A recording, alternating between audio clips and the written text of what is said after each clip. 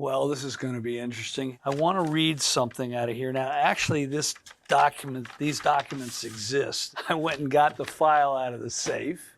It's called the 21 Rules of Tone. Tom Wheeler and I wrote the foreword for the document. This is from 2005. Electric guitars are first and foremost acoustic guitars.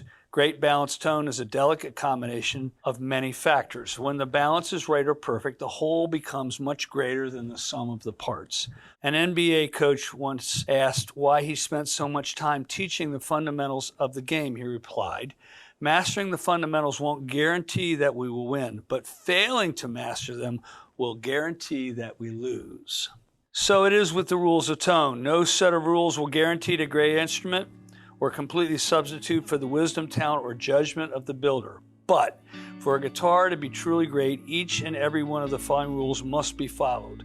The effects are cumulative. The guitar gains with each instance that a rule is followed and suffers with each instance of a rule ignored. While the fundamentals of basketball are familiar and universally accepted, these rules of tone are particular to PRS and the way we should build guitars. With acoustic and electric guitars, beautiful tone across the frequency spectrum reflects the balance between the wood's freedom to vibrate, the guitar's structural integrity, and the complete lack of string deadeners. That was the foreword in the document. Today we're going to go over setup, heights of pickups and heights of bridges and how you do intonation and nut height and fret level and all the things to make the guitar play right once you have the pieces in place. So to do setup today with us is James Zimmers. James, come on out, please. Hey, Paul. How long have you been working here? Around 24 years now. It's been a long time.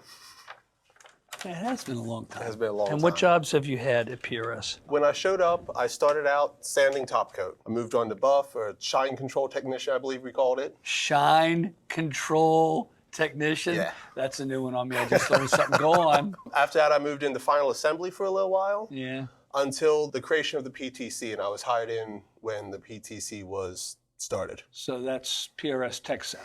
Yes, that's the PRS Tech Center. And so now you're the manager of that. I am now the manager of that. How does that feel? It's a little weird. It's a little weird. It's a little weird, you got to say, right? It's a little weird. I do still get to work on guitars for the majority of my day, so Yeah. I still, it's very, very enjoyable. So how many guitars have you set up for artists, for famous artists?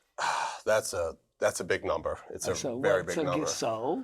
Got to be over 1,000 at this point. I've been doing it's it somewhere for between 700 and 1,200. Yeah. That's my guess. Napkin mathing in my head. Yeah, it's been a lot of them. There was a lot of learning that went into finding that next level of what I do. Yeah. That, bringing guitars to you and going hard on them. You really dig in and finding the little things I missed have really helped push that. The artist isn't going to miss it. No, they're not. No, they're not. No, they're more critical than I am. Yeah, they'll find everything. That's helped the growth of what I've done to the guitars and what my job has become. All right, so I've let you read this document. I have read that. Although you were not allowed to make a copy. I was not. Rule 7. Let me read it to you. All right. Setup is critical. I like you already. Fretboards and frets must be dead level. Instruments must be set up very well. Neck bow at between 2 and 4 thousandths of an inch. The action a little over 2/32 at the 12th fret. No buzzing saddles or nuts. Level frets and nut action about 1/64th, which is 15 thousandths depending on the string gauge. Yep. I've never read one of the rules. I should put this back away. But setup is critical. It's critical. And if you violate that rule, the guitar's not going to be as good. So what is your definition of setup? Because it's a universal term to encompass a lot of things. A setup to me is everything that has to do with the last steps of the guitar. Everything from starting probably about fret level all the way through strings on, string height, relief, intonation, making sure the tuners turn with the right tension, making sure nuts cut the proper way, the pickups are at the proper height, all the electronics work properly. Bridge height, the angle that the string leaves the bridge. Yeah, all that stuff. we could spend all day just on the bridge. The bridge right there. And how you set it up. In my definition, the setup is literally like towing the wheels in a race car. Exactly how did you torque it? How did you set the timing of the engine? How are you going to get it to be the way you want it to be? If I say a guitar is not set up well, it's not about whether you installed the pickup right. It's about how it's tweaked to do its right thing. Would you agree with that definition? Absolutely. Once you have a finished guitar, that's your setup part of it. Okay, but I am definitely looking at you when you get a guitar like this with no parts on it, and I want you to get to work, right? I mean, because I got Absolutely. it's 11:30 and it's got to make 2 o'clock Federal Express, right? Yeah. I think that was Monday. That was Monday. Yeah. So let's talk about the geometry for a moment. I'm going to pull the whiteboard out and I'm going to draw the triangle, which we've talked about a million times, okay? So James, in my world, I think of it as a kind of a triangle, kind of. It would be like this, okay? And the frets would be, here, right?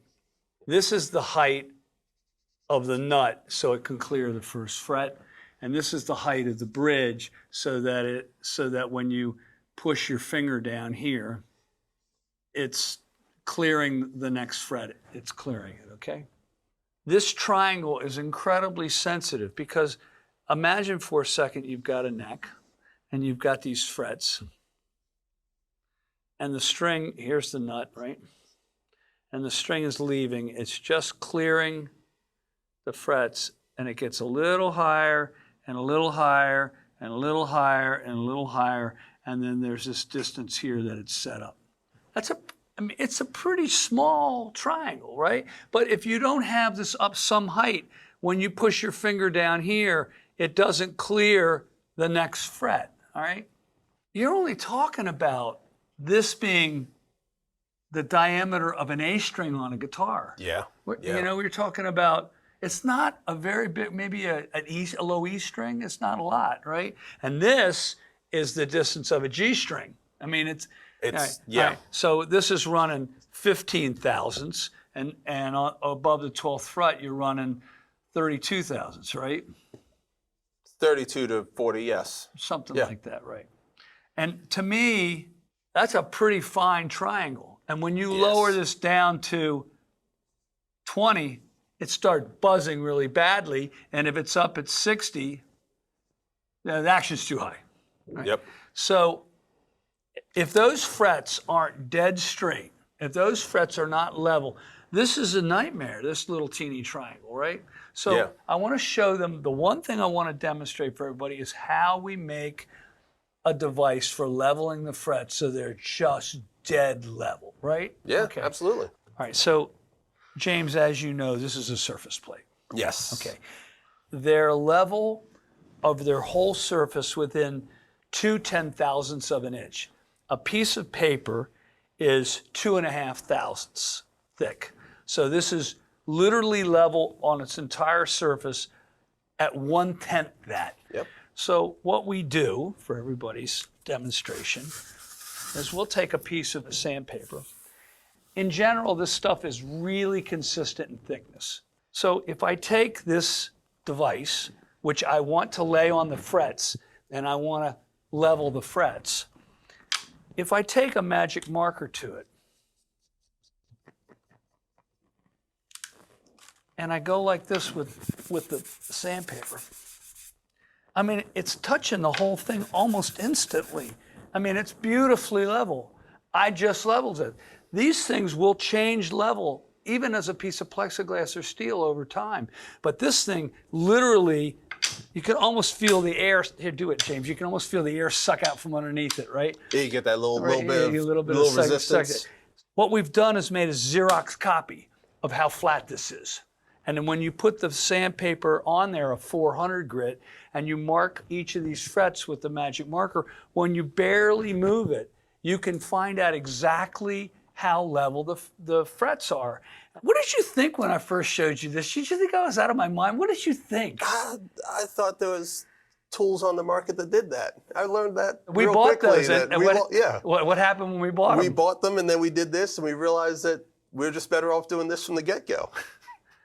Well, they weren't straight. They weren't. No. Not at all. Listen, we've bought really expensive ground rulers that aren't straight. But unless you have a surface plate, you don't know. Yeah. And when I started making guitars for Carlos Santana, I used to take the neck and tape 400 sandpaper on top of the surface plate and level the frets on the surface plate before I glued the neck in. And Carlos said, he goes, what are you doing to me? In other words, this guitar is playing better than other guitars that I had played. And I was laughing to myself, I leveled the frets on the surface plate because it was so straight. This is part of what we do. Part of setup is making sure that, I mean, the frets are going up and down. That triangle's a disaster. Yeah. Okay. Yeah. And for me, that's the beginning of it. Once you get the frets level, and the neck is going to stay straight for a long time, then you've got to set the nut height, you've got to set the bridge height. So can you show people the tools that you use? We'll get rid of this thing. So, James, which tools do you use to cut the nut heights when you're adjusting When we cut nut heights, we have these nut files. These are rounded diamond files. Yeah. They work great. They keep the nice profile in the nut, and we're able to get the proper angle on the nut when using these. So if you're cutting, say, a G string that's 16 thousandths in diameter, this is a 17, so you're using something barely bigger? Slightly bigger. We go up to usually a 50 for a 46. So 4 thousandths. Yeah. So 2 pieces of paper bigger, but not much. Not much. It just gives it, make sure it can sit in the slot without binding. And so the high E string would be a 13. Whereas the string's a 10. Yes. All right, so you're putting a thousandth and a half gap on each side. Yes. And you're measuring the height from the bottom of the string to the top of the fret with what? We use the rulers, 64th. A nice machinist rule is probably my most used tool. All right, so how accurate are these Starrett rulers? I actually measure these every time I get a new one. I measure it with a set of calipers to make sure. That thing's precise. Dead on the money. Yeah. Well, that's cool. All right, so how do you then, when you get the bow of the neck right and you get the fret height right, how do you get the bridge height right? Once again, we ruler at the 12th fret, and then we adjust it with one of these screwdrivers that we actually have made here. Yeah, it's for adjusting these things, yeah. It sits in adjust. That's adjust my those? guitar, don't Yeah, change it. I'm not going to I got this exactly the way I want it. And for trem bridges, I use hex keys. Oh, so these are Allen wrenches on screwdrivers? Yes. Okay, They make it a lot easier. That works. You're measuring from the bottom of the string to the top of the fret. Yes. So same thing at the nut, you're measuring from the bottom of the string to the top of the fret. And how straight are you leaving the necks now these days? Very straight. Ever so slight amount of relief, probably 3 to 4 thousandths. All right, so you're pushing the string down at the first fret, the last fret, and you only want the string to move 3 or 4 thousandths down. Just the smallest little bounce. Barely move. Yes. How long does it take you to break in somebody new in PTC and get them to do it the way you want? Don't breathe so hard. Honestly, because PTC, we hire people who have been here for a while and generally know what they're doing. They've been through all the courses downstairs. Probably 6 to 8 weeks to really get them to dial into the specs that we use up in PTC. You know, I've never said this, but I'm pretty tough on you guys. But it's not unusual for you to be setting up a guitar for John Mayer, for Carlos Santana, or for David Grissom. And to me, I want them happy. I think it's an honor that we get to work for these people because they're race car drivers. I mean, putting through a big rig, you got all these cabinets in the back. It's going through 5, 6 PAs, and every note you played is felt and heard by everybody in the whole place. When John was at the Sphere this last time, we sent some guitars out. We built them the day before. Yeah. We did the full setup, got everything to his spec, sent them out, and the next day we saw him playing them at the Sphere. That was really cool. Well, that's the good really part. Cool. That's that the good gives part. me permission to be tough on you. Yes, it does. It does in a way because Absolutely. I don't want a phone call that it didn't work for me. I've gotten those phone calls. This didn't work for me. Yeah. So in a way, I need you guys to really focus in, and I think that that's being done well. And then you guys are the teachers very often for the rest of the factory. So how many times are you in final assembly teaching? I honestly stop into final assembly once or twice a day just to see how everything's going. I'll stop down there and either show techniques or try to correct some issues that I see. Once or twice a week, they'll actually stop and stay down there and just make sure everything's going smoothly. All right, so You have a new guy in PTC, right? I do. Yeah, okay. Andrew, he's been there about a year. Okay. There it is right there. It's a new guy who's been there a year, right? You've set him free. You're not checking every single thing he does. No. The other day, Dick wasn't there, Jake wasn't there, you weren't there, and there's Andrew. I was like, I need your help. We were working on the edges of the frets and not working on the frets. And so we taped off the top of the frets and we taped off the neck so you could only get the sandpaper to the edges of the frets. Okay. And we were able to round just the edges of the frets and nothing else. And he nailed it on the first try. Good. Excellent. And you didn't do it. I didn't. Are you proud of him? I am. He did a good job. I am. You can tell him I said so. They are. Not on anything else, just on that job. Because yeah. I got to stay tough, right?